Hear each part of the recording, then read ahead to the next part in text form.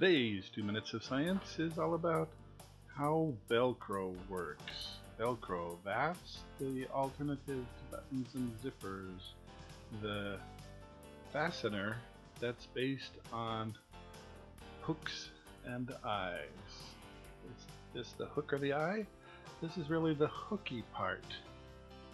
The fluffy part here, these are the eyes, which is just basically loops that can connect with the hooks.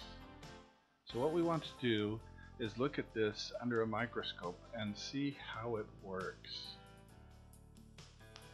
That characteristic popping sound that you hear when you pull Velcro apart, that is due to the release of tension of the fluffy part as it is pulled free from the individual hooks. It may not seem like the hooks are very big, and they're not, but if they have a lot of them gripping each of those individual threads, it is still a good connection.